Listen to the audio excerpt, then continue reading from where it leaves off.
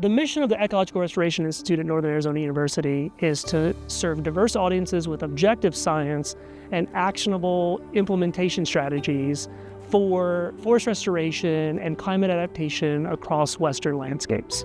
Forest management often involves managing forests for the benefit of a large population in order for them to have recreation opportunities, forest products, socioeconomic values. And so getting people to think about how treatments could restore forests as opposed to just producing traditional forest products and forest outcomes was the primary focus of the Institute.